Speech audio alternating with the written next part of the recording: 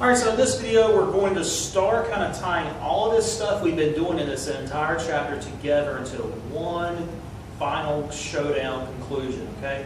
So we're talking about, in this particular video, solving systems of equations, which you've probably done before, so this might be a little bit of review, but I just want to go over it because it is an important concept to be able to master.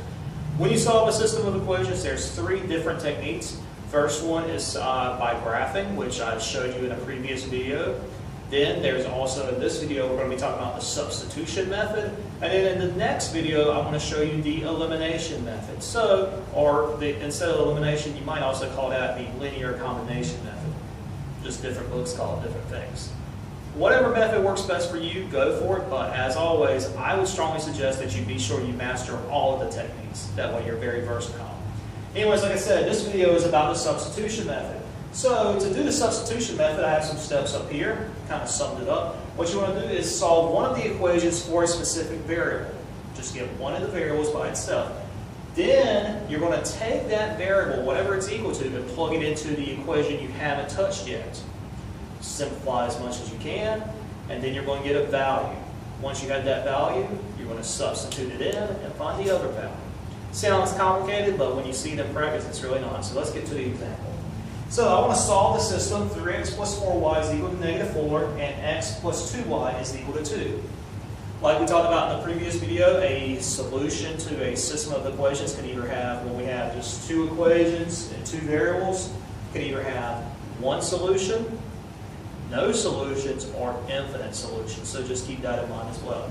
Alright, so what I want to do, substitution method, is I want to pick either one of these equations, the top one or the bottom one. It does not matter. And then I want to, once I pick that equation, I want to choose a variable, either x or y, and get that variable by itself.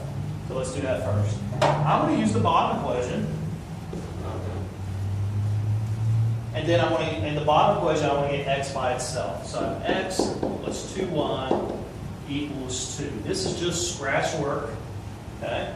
So again, I want to get x by itself. The easiest way to do that, I have positive 2y. To get it over here on the right-hand side, I need to subtract it on both sides. So x is equal to 2 minus 2y. Those are not like terms, so they both just fall down. 2 minus 2y.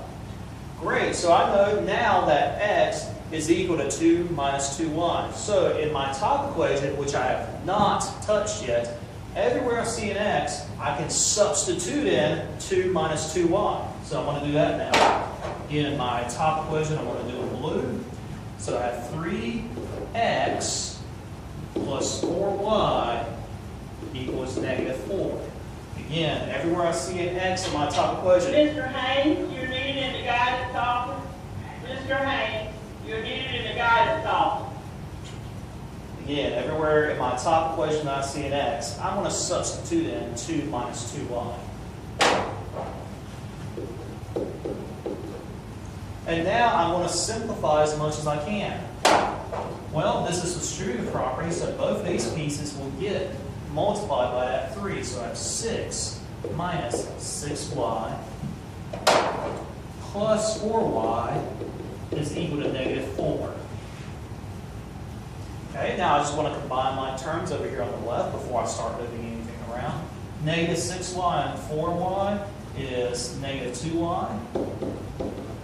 This positive 6, which is just a constant, I did not touch, so it's just going to fall down. And negative 4 over here on the right-hand side, I didn't touch, so it's just going to fall down.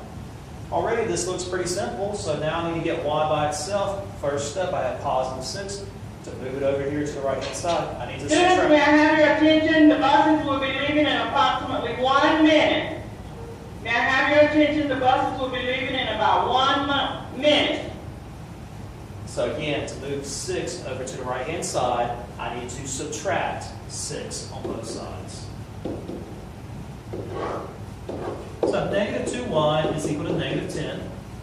And finally, I need to get y by itself divided by negative 2 on both sides. So y equals 5, because negative makes a positive.